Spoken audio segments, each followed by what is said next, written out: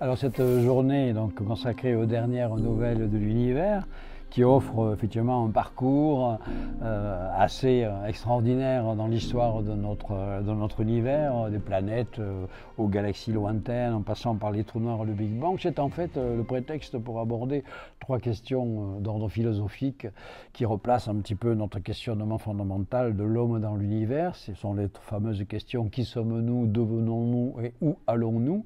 Et les sciences de l'univers permettent d'aborder ces questions-là en apportant quelques éléments de réponse. Le qui sommes-nous, c'est la question de la vie dans l'univers. Est-ce que c'est une singularité n'appartenant qu'à la Terre, ou est-ce qu'il y a effectivement d'autres formes de vie dans l'univers? Donc toute la première partie pèse le pour et le contre. On n'a encore pas de réponse, même si on a tendance à croire que la vie doit apparaître un petit peu partout dans l'univers, mais tant qu'on n'a pas de preuves, on ne peut pas l'affirmer.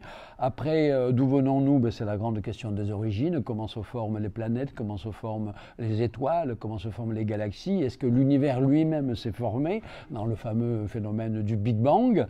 Et donc ça a également une plongée vertigineuse dans les profondeurs de l'espace et du temps, qui nous ramène à nos origines les plus profondes. Et puis où allons-nous? C'est la capacité de nos modèles à prédire le futur extrêmement lointain de l'univers. D'abord les objets qui le composent, le futur de la Terre qui finira par être englobé dans le Soleil, transformé en une étoile géante, et après des explosions d'étoiles, et puis finalement les trous noirs qui représentent un petit peu le stade ultime d'évolution de l'univers. Et je répète, toutes ces questions-là, dont heureusement toutes ne sont pas résolues, c'est ça le processus fascinant de la recherche fondamentale qui ne s'arrête jamais, repose toujours la question de la place de l'homme dans l'univers.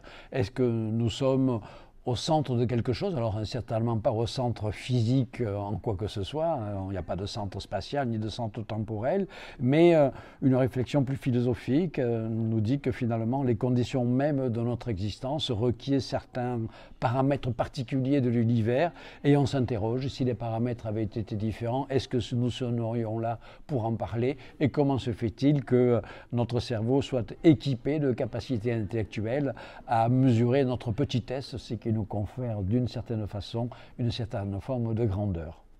On a la chance à l'APM d'avoir un expert, un expert vraiment pointu. Je trouve son approche très claire,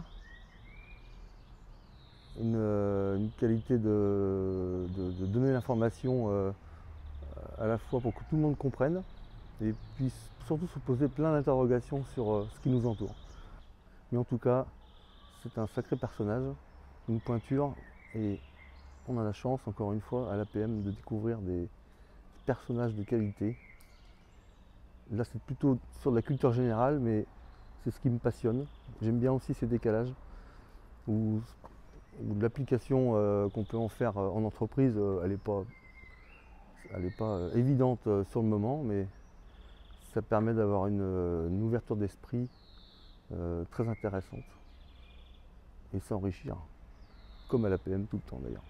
C'est absolument extraordinaire comme intervention, conseiller à tous. On sort de notre quotidien, on est parti dans les nuages, voire un peu plus loin, et une vraie bouffée d'oxygène, de carbone, d'hydrogène. C'était top.